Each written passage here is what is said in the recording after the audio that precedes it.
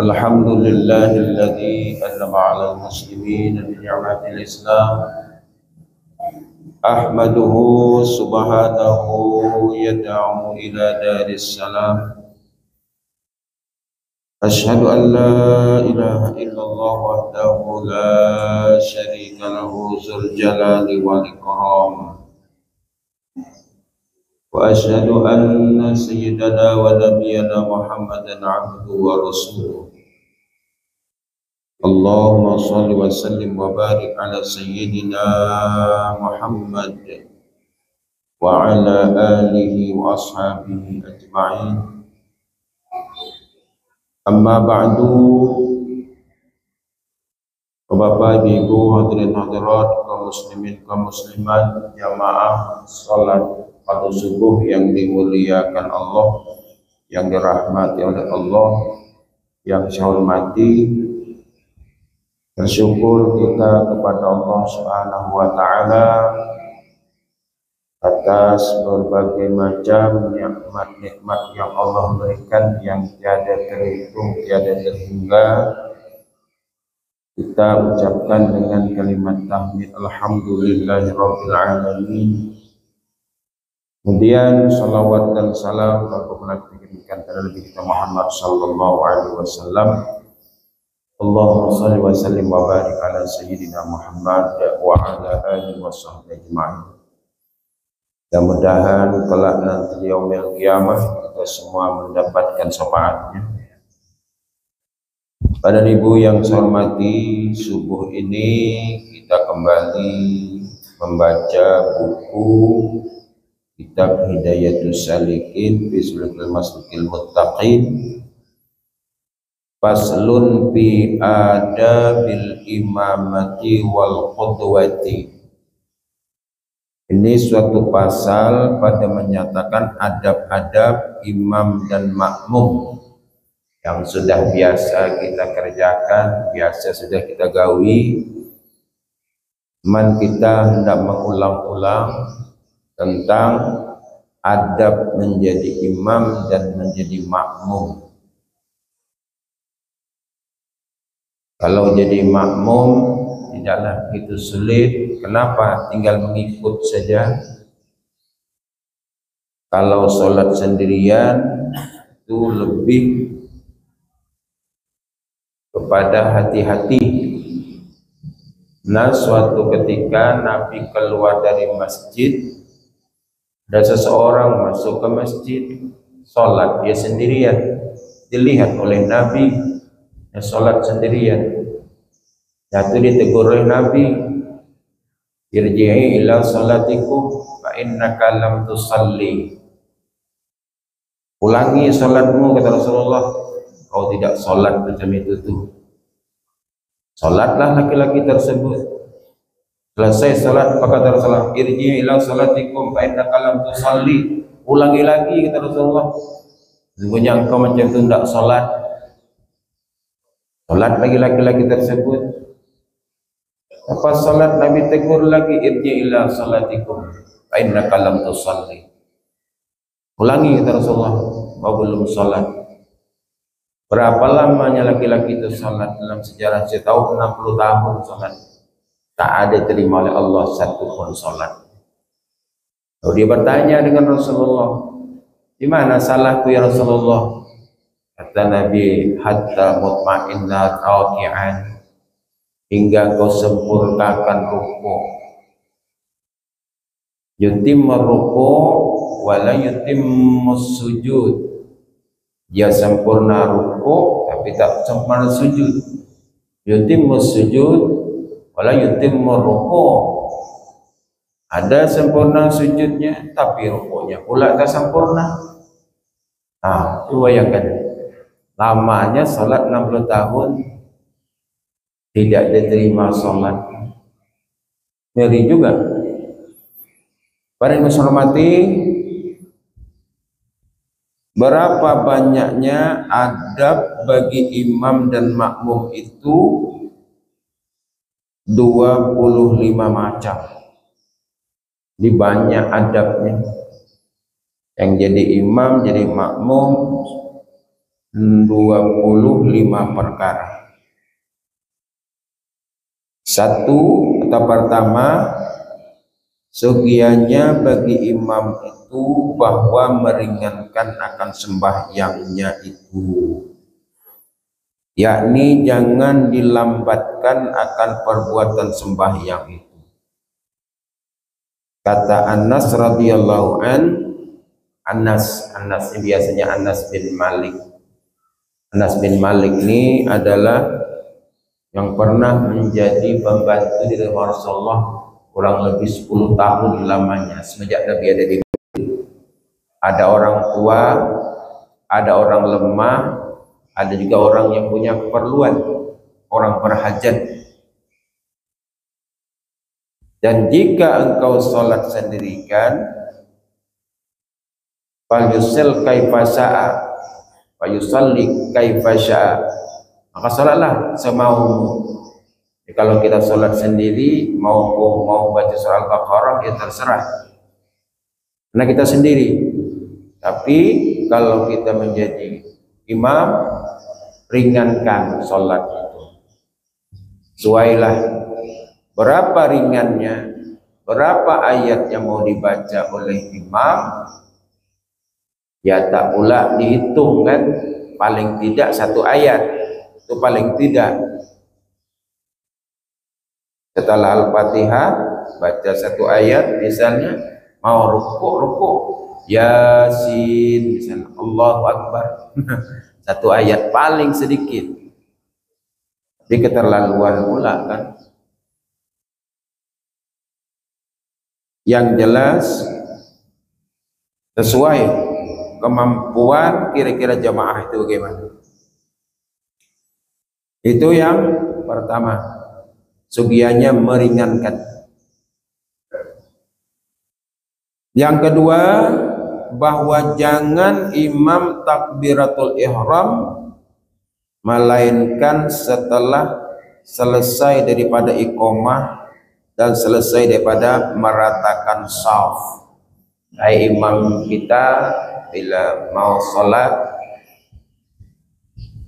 bahwa iqamah sudah selesai, maka biasanya imam memperingatkan, sawu sufufakum fa inna taswiyatus sufuf min tamamis shalah, luruskan saf, karena dengan lurusnya saf kesempurnaan sholat. Umar bin Khattab dilihatnya betul dulu, luruskan tidaklah, makanya luruskan pakai pedang, gini-gini kan pakai pedang, lurus.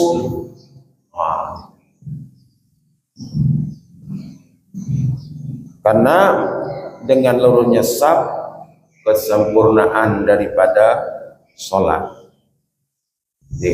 Tidak langsung imam tuh bertakbir ihram, tidak, dia lihat sempurnakan saf, di mana yang kosong diisi dulu.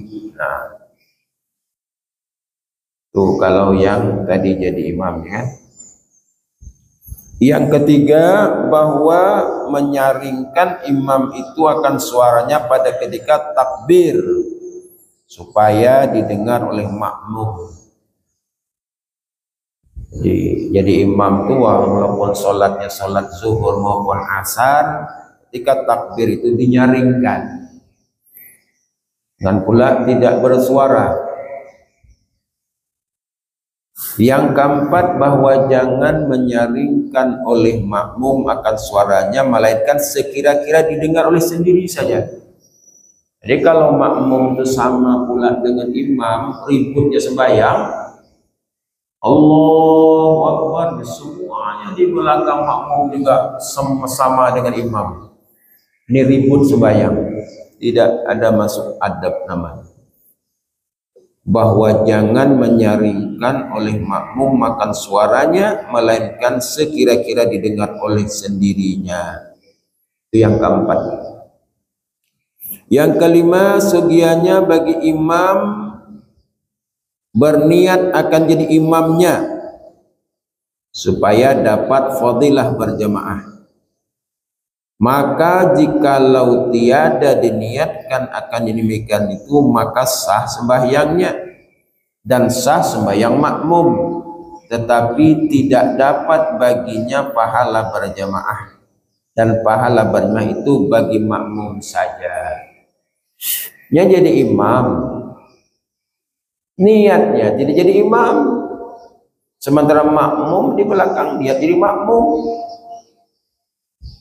Bagi imam pahala jamaah tak dapat dia, tetapi bagi makmum dapat 20 derajat. Hanya kada ingat imam tu berniat menjadi imam, pokoknya berniat sendiri. Ini kalau imamnya terlupa dia berniat. Ya, niat itu yang penting kan. Itu yang kelima. Yang keenam, sunnah bagi imam memperlahankan doa iftitah dan ta'awuz, seperti mana sunnah memperlahankan akan demikian itu bagi orang yang sembahyang sendiri. Memang tidak pernah pula kita dengar imam baca iftitah itu nyaring, tidak pernah. Setelah takbiratul ihram baca doa iftitah pelan, tak ada nyaring, tak boleh nyaring, memperlahankan. Begitu juga makmum. Nah, yang ketujuh, sunnah bagi imam menyaringkan suaranya pada membaca Fatihah dan surah pada 2 rakaat subuh dan 2 rakaat yang pertama pada sembahyang maghrib isya. Dan demikian lagi sunnah akan yang demikian itu bagi orang yang sembahyang sendirinya. Sendiri pun kita salat subuh itu Fatihahnya nyaring pada rakaat pertama kedua, sama juga maghrib gitu juga, isya gitu juga, jadi sama, ada perbedaan.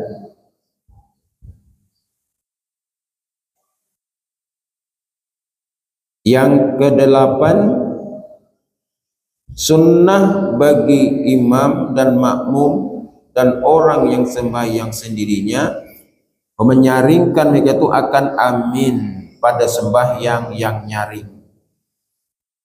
Dah sama dah kita tahu itu, antara imam dengan makmum membaca aminnya itu nyaring, sama-sama nyaring bacanya.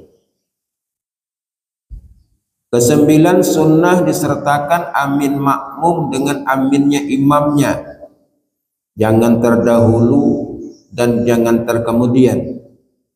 Karena sabda Nabi sallallahu alaihi wasallam, "Iza ammanal imamu fa aminu fa innahu man wafaqa ta'minuhu ta'minal malaika ghufira lahu ma taqaddama min zambi." Apabila mengucap imam akan amin, maka sertakan oleh kamu mengucap amin, maka bahwasanya barang siapa yang sesuai amin itu akan aminnya malaikat, niscaya diampunkan baginya akan yang terdahulu dan yang dosanya. Jadi dosa yang terdahulu diampuni, taqaddama min zambi, ghufira lahu ma taqaddama min zambi. Bila sesuai amin kita itu dengan aminnya malaikat, diampuni dosa kita yang terdahulu dan yang akan datang. Yang ke-10, sunnah bagi imam diam sedikit, diam sebentar setelah daripada membaca Fatihah supaya dapat bernapas, dan sunnah bagi makmum pada tempat diam itu membaca Fatihah pada sembahyang yang nyaring.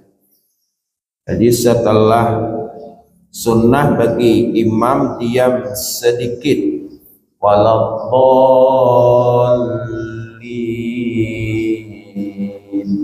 diam sejenak. Apa? Supaya dapat bernapas, dan sunnah bagi makmum pada tempat diam itu membaca Fatihah pada sembahyang yang nyaring. Kira-kira berapa lama diamnya makmum sejenak? Paling tidak mampu membaca 3 ayat surah paling pendek, inna a'tainakal kautsar fasholli liwanhar inna syani'aka huwal abtar. baru dia menyambung lagi. Diam sejenak, berikan kesempatan pada makmum membaca Fatihah. Mun makmum kada baca Fatihah bagaimana? Nah, ini bermasalah.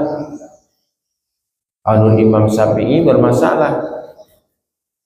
La salata liman lam yaqra bi Fatihatil kitab. Tidaklah terkadang salat seorang itu kalau tidak baca Fatihah.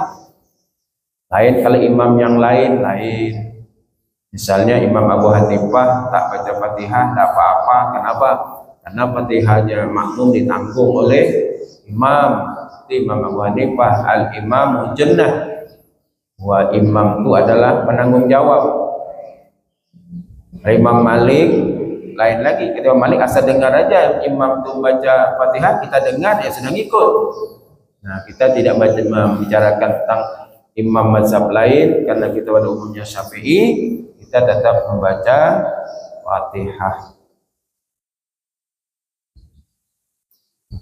Hendaknya diam sebentar, berikan kesempatan. Yang ke-11, tiada sunnah bagi makmum membaca surah pada sembahyang yang nyaring, melainkan jika tiada mendengar makmum itu akan bacaan imam, maka ketika sunnah baginya membaca surah. Tiada sunnah bagi makmum membaca surah pada sembahyang yang nyaring, melainkan jika tiada mendengar makmum itu akan bacaan imam. Ini biasanya nih sedang sholat, mati lampu, suara imam tak kedengaran, di belakang makmum, ngapa makmum? Dia boleh membaca ayat. Yang ke-12, sunnah bagi imam bahwa jangan melebih akan tasbih rukuk daripada 3 kali. Jadi kalau menjadi imam, janganlah melebih akan tasbih rukuk daripada 3 kali. Sebab kelamaan. Jadi bagi imam, sunnah bagi imam bahwa jangan lebih akan tasbih. Subhana rabbiyal a'la wa bihamdihi, subhana rabbiyal azimi wa bihamdihi.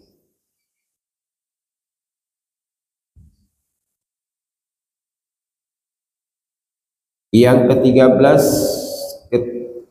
sunnah bagi imam jangan melebihi tasyahud awal kemudian daripada katanya Allahumma sholli ala Muhammad. Nah, jangan lebih dari itu ketika tasyahud. Ke-14, hendaklah disimpankan, diringkaskan pada 2 rakaat yang akhir atas membaca Fatihah. Jadikan yang rakaat kedua, rakaat yang akhir itu diringkaskan bacanya, kan tak dengar juga kan, karena pelan bacanya, tapi diringkaskan pada 2 rakaat yang akhir atas baca Fatihah.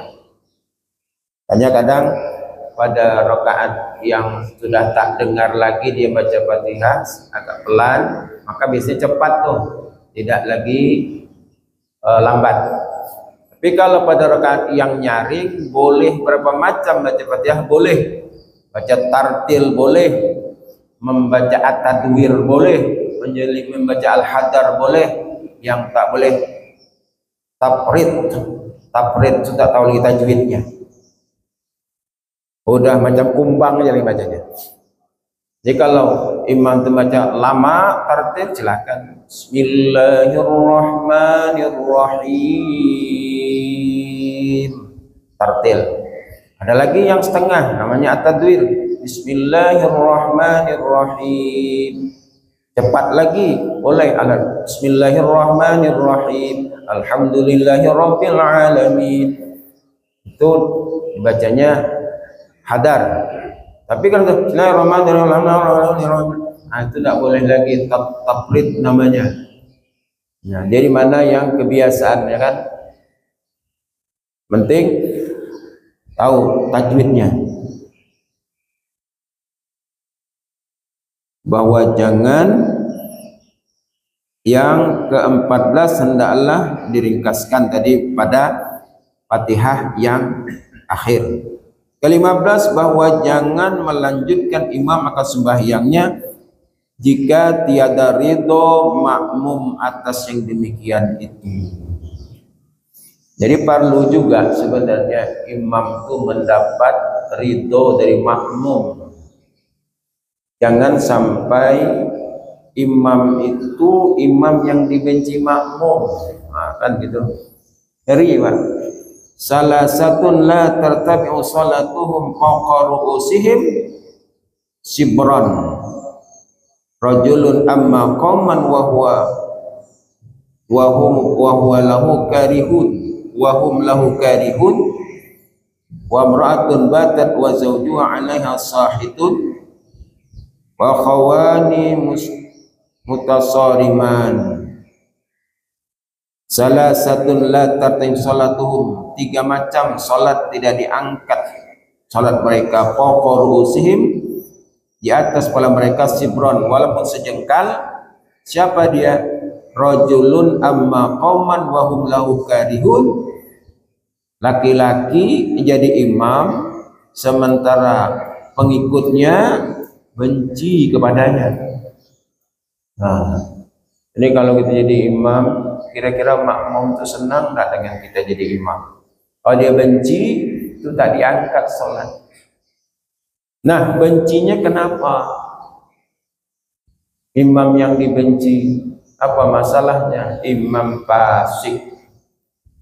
Imamnya itu fasik. Imamnya jahil. Dia jadi imam, tapi kelakuan hari-hari nampak oleh makmum kelakuannya. Tidak menjaga auratnya lah, entah apa kerjanya. Ikut pula judol misalnya, judi online. Nah, ini imam kita, kata kawan. Nah, dacan lah, akan disukai di makmum.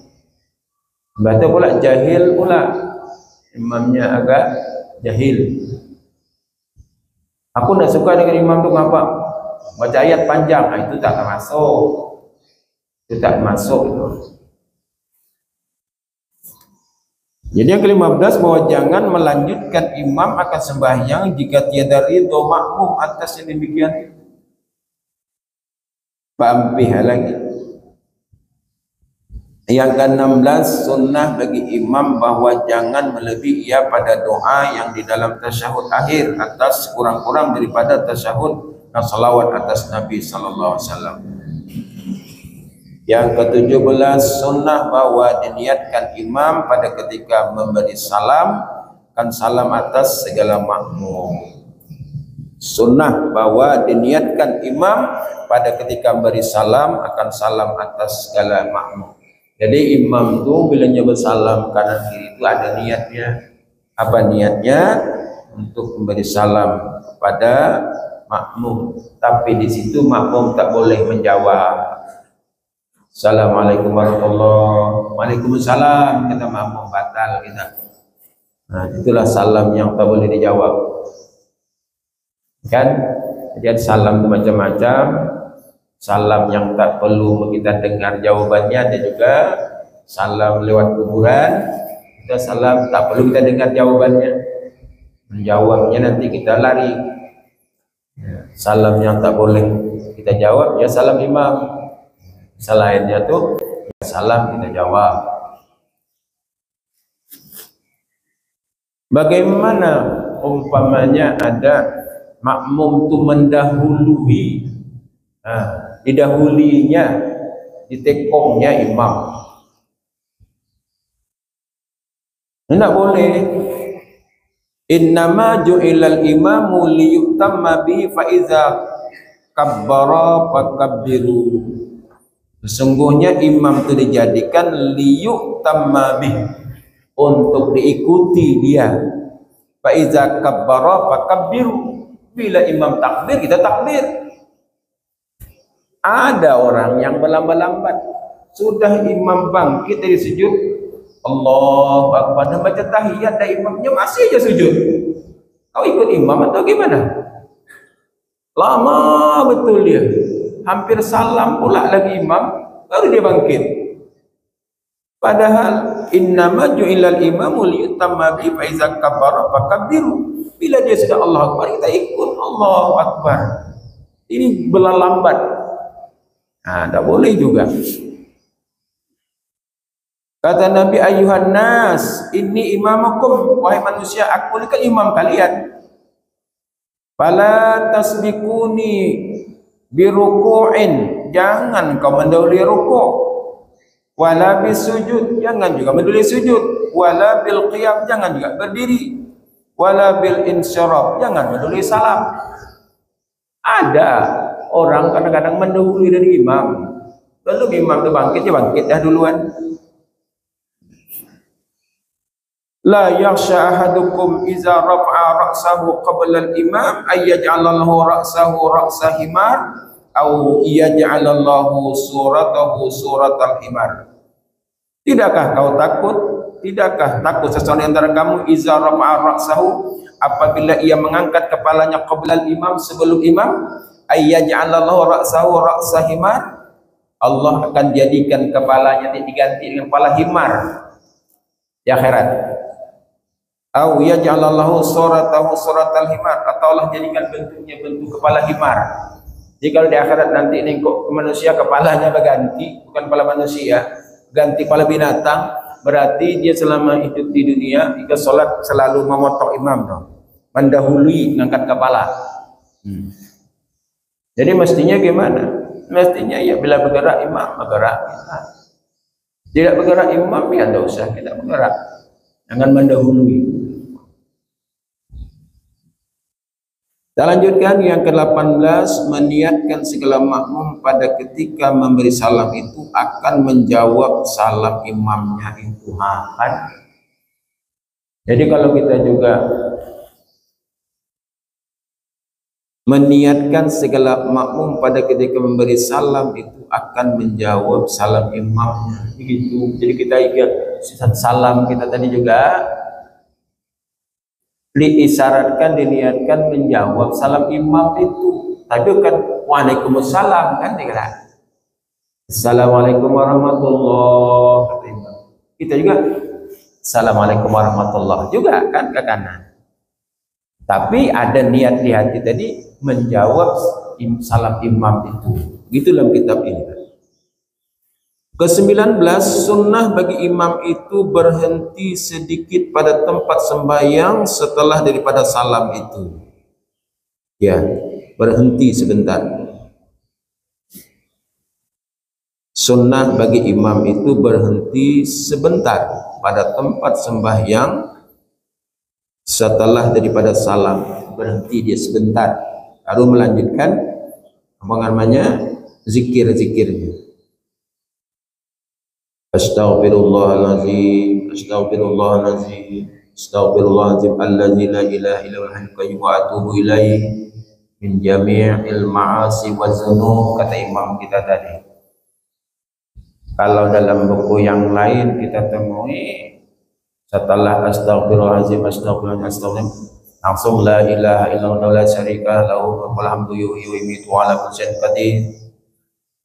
Ada yang tadi imam kita ditambahnya dengan min jamil ma'asi wal dzunub, bagus lagi dari semua maksiat-maksiat dan dosa-dosa itu yang minta ampunkan tadi. Astaghfirullahaladzim, astaghfirullahaladzim alladzi la ilaha illa huwa atubu ilaih min jami'il ma'asi wal dzunub. Nah, daripada perbuatan maksiat dan dosa-dosa itu yang kita minta ampun. Jadi kalau 3 kali lepas sholat istighfar 3 kali, berarti 15 kali kita istighfar setiap hari itu. Yang wajibnya tuh, selepas salat sunat. Kalau ada salat sunat lagi istighfar, berapa kali lagi kita minta ampun kepada Allah? Tambahi lagi seluar sholat agak 70 kali, 100 kali istighfar. Karena itu dibentangkan Nabi, ya ayuhan nas tubu ilallah fa inni atubu ilallah wastaghfiruh 70 marrah fi kulli yaum. Dalam riwayat lain 100 kali. Itu Nabi yang nyata-nyata dia diampuni dosa-dosanya yang lalu, yang sekarang. Nah, sementara kita entah diampuni tidak dosa kita, istighfar kita sedikit, hanya sembahyang 3 kali, rugi. Ini berapa Ustaz? Agak malam-malam 100 kali kita beristighfar. Tiap malam ditambah lagi istighfar. Karena Allah memerintahkan, innakum tuti'una bil-laili wan nahar.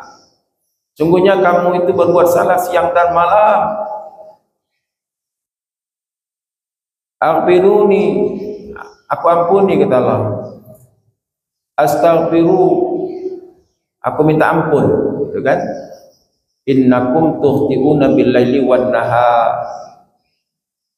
Aku ampuni dosamu semuanya asal minta ampun kepadaku, kata Allah.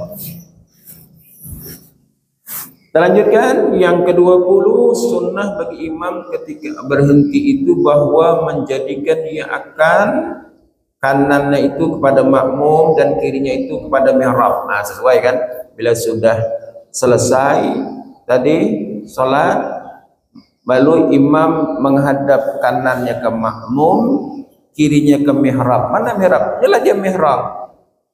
Kan sunat dia menghadapkan kanannya ke makmum, baru dia kiri ke mihrab. Ini namanya mihrab.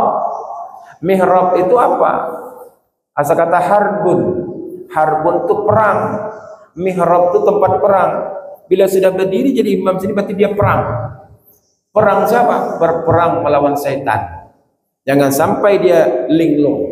Bila nanti imam linglung, ibarat membawa bus, sopirnya linglung, nah itu biasanya kacau. Bila sudah linglung sopirnya bisa tabrak ya. Dia memang berhati-hati betul imam itu ketika tegak, karena dia tegak di mihrab, sedangkan makmum kan belakang mihrab. Itu sunnah berarti bagi imam ketika berhenti itu bahwa menjadikan ia akan kanannya itu kepada makmum dan kirinya itu kepada mihrab. Yang ke-21, sunnah bahwa jangan bangkit makmum melainkan kemudian daripada bangkitnya imam.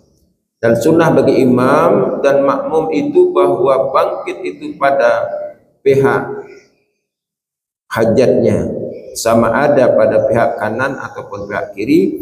Maka jika tiada ada baginya suatu hajat, maka sunnah ia bangkit pada pihak kanan. Yang ke-22, bahwa jangan menentukan imam akan dirinya dengan doa di dalam kunut subuh itu, kunut witir pada nisab akhir, separuh yang kedua pada bulan Ramadan, dan sungguhnya hanya sunnah dibaca pada domir jamak, seperti katanya ini sudah salat subuh, masalah doa kunut. Doa kunut adanya pada Imam Syafi'i setiap subuh, kemudian ada pada bulan Ramadan pada 15 akhir. Jadi yang dirubah bagi imam merubah domirnya. Kalau sendiri kan pakai ini, kalau jamak pakainya Allahumma hdina biman hadait, kalau sendiri Allahumma hdini biman hadait. Itu masalah kunutnya. Jadi Bapak dan hormati, sampai di sini aja kajian subuh kita ini. Semoga menambah wawasan kita, dan sholat jamaah ini sudah kita sama-sama laksanakan. Kemudian kita membaca bagaimana adab-adabnya. Subhanakallahumma bihamdika asyhadu an la ilaha illa anta astaghfiruka wa atubu ilaik. Assalamualaikum warahmatullahi wabarakatuh. A'udzubillahi minasyaitonir rajim. Bismillahirrahmanirrahim. Alhamdulillahirabbil alamin wassalatu wassalamu ala asyrofil anbiya'i wal mursalin wa ala alihi wa sahbihi ajma'in. Subhana rabbiyal aliyyil a'lal wahhab. Allahumma aghnina bil ilmi wa zayyinna bil hilmi wa akrimna bit taqwa wal istiqamah, jamilna bil afiyah. Wa bi subhanakallahumma wa tahiyyatu bi assalamu akhiru da'wana alhamdulillahi rabbil alamin. Taqabbalallahu minkum minna wa minkum taqabbal ya karim.